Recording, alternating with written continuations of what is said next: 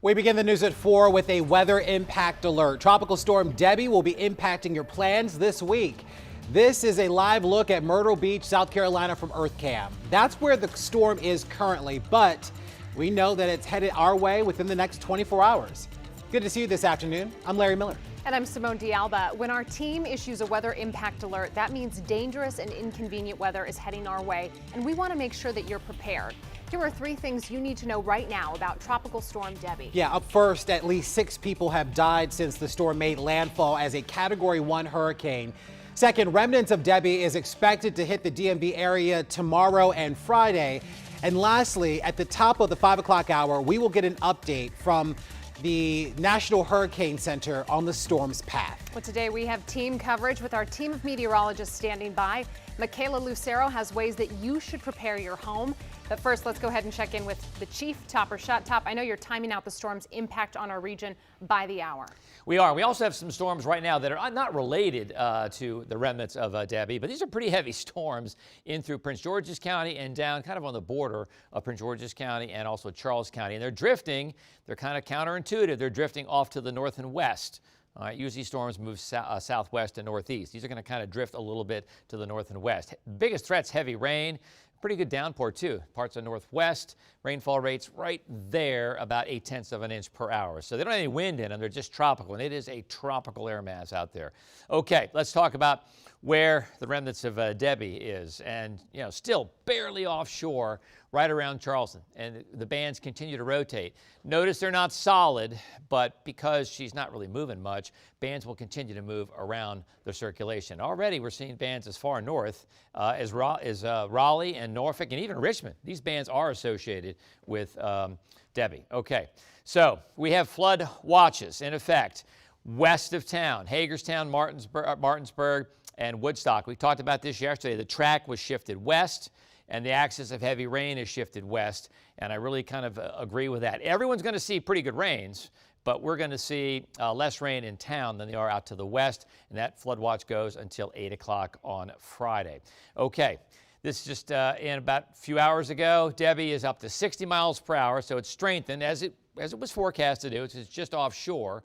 By tomorrow morning, winds may be 50 miles per hour. It moves between Charlotte and Raleigh, east of Roanoke, and then west of us, and then really just hauls up into upstate New York, kind of clipping Vermont. And because of that westerly track, the axis of heavy rain shifted west. And because of that also, anytime you're the east side of the track, you have a chance for some severe weather.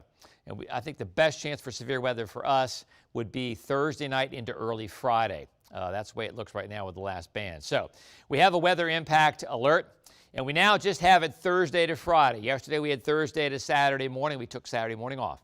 Looks like it's going to be okay by Saturday morning. So Thursday to Friday, that's the win. The impact, well, 1 to 4 inches of rain or more.